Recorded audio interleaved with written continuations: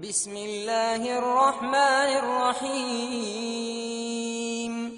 دین سے دوری، گھر میں ایسی چیزیں جو اللہ پر مشتمل ہو، جن میں اللہ اور اس کے رسول کی نافرمانی کی جھلکیاں ہوں، تو اس گھر میں کیا برکت ہو، کیا خیر ہو؟ یقیناً وہاں شیطان کا راج ہو۔ اللہ کے ذکر کے بغیر گھر میں کیا برکت ہوگی؟ اتل ما اوحی الیک من الکتاب واقیم الصلاۃ ان الصلاۃ تنہی عن الفحشاء والمنکر ولذکر اللہ اکبر۔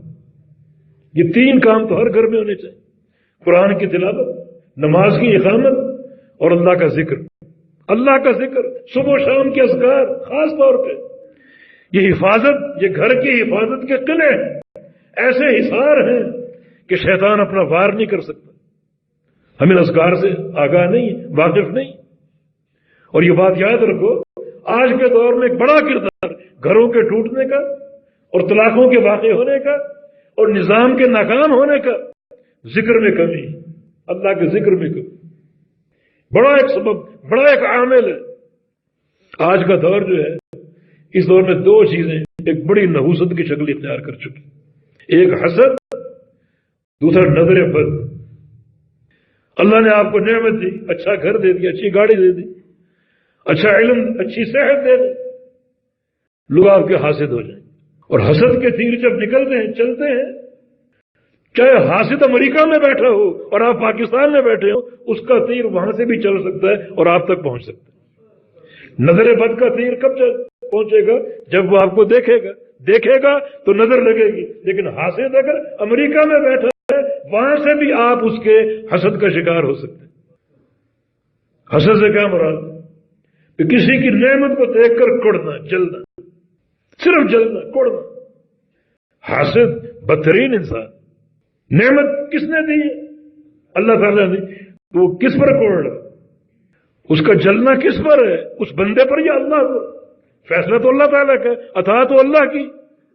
حاسد بدترین انسان ہے۔ وَمِن شَرِّ حَاسِدٍ إِذَا حَسَدَ، حاسد کا شر کہا گیا اسے۔ جب بھی وہ حسد کرے گا، وہ شر کا راستہ۔ بچاؤ اللہ کا ذکر، بچاؤ کا راستہ اللہ کا ذکر۔ کیا ہم نے اپنے بچوں کو گھر سے نکلنے کی دعا یاد کرائی؟ ہمارے بچے جب گھر سے نکلتے ہیں، کیا دعا پڑھ کے نکلتے ہیں؟ جادو منتشر، حاسدین کا حسد منتشر۔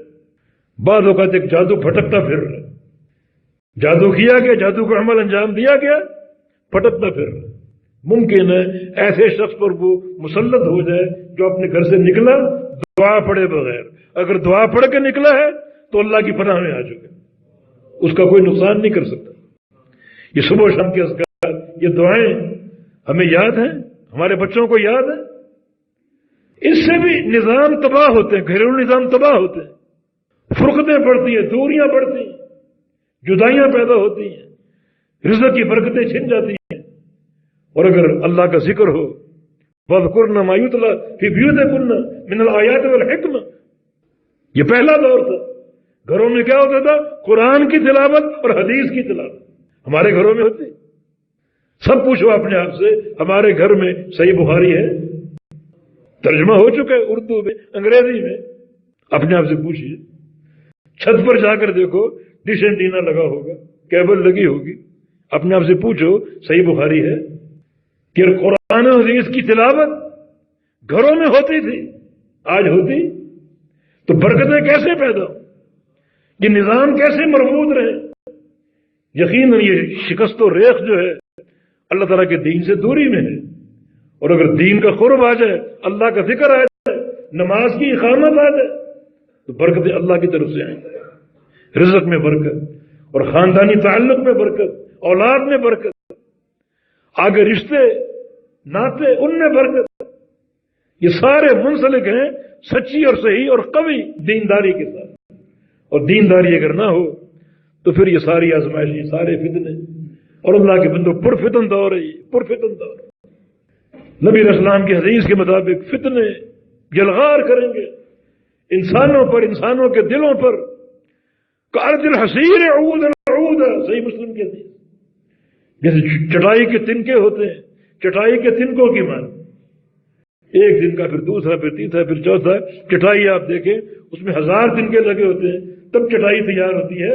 ہزاروں فتنے آپ پہ یلغار کریں، ان میں یہ اہل کا فتنہ، مال کا فتنہ، یہ سارے لاحق ہو سکتے ہیں.